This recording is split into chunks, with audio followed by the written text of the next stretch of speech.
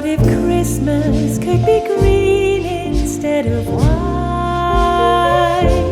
It's mid-November, and usually at this time of the year I would be getting ready for Christmas concerts and Christmas carol services, and instead I am at home like everybody else because we're on lockdown again. So I am making an advent calendar.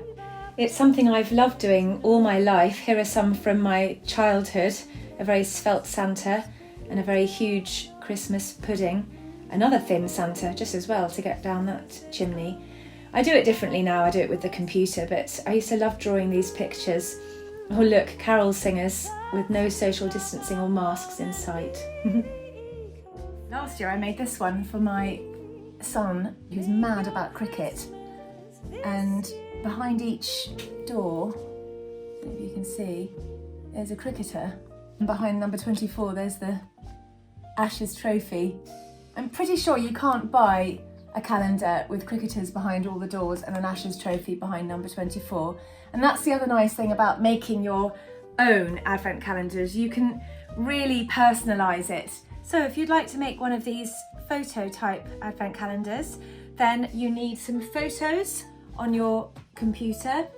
You need a piece of white A4 paper, only needs to be blank on one side. You need a piece of white A4 photo paper, that's for the front. You need a bit of old cardboard to back it onto. I always reuse all these bits of cardboard you get in the post. Then you need a very sharp pair of scissors and a ruler. You need a stapler to hold it all together, a hole punch and a piece of ribbon. And that's it.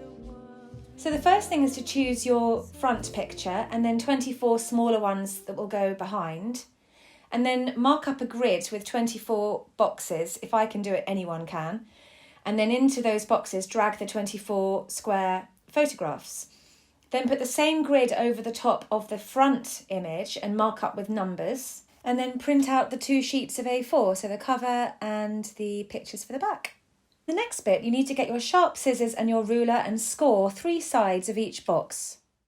You'll see now why I make the boxes in a grid, because then, very carefully, you can score along all of the vertical lines, then turn the whole thing around and score along all of those lines and all along those lines, and then very gently, after you've done that, just pop open the doors, but don't fold them right back, because it's the not folding them back that keeps them closed until they're actually opened by the person you're giving the calendar to. So just close them back like that, leaving this side here as your hinge.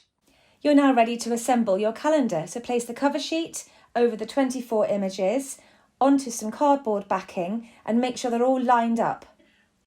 I used to use glue and sellotape, but I found actually much more effective is just to get a stapler and to staple all around the edges, making sure, of course, that you keep the edges of the 2 A4 paper pieces completely lined up, because then obviously when you open the doors, the pictures will be behind.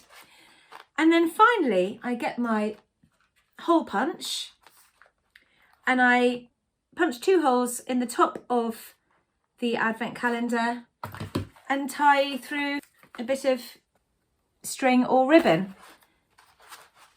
And there you have it. Go on, give it a go. Reward yourself with a glass of plum gin.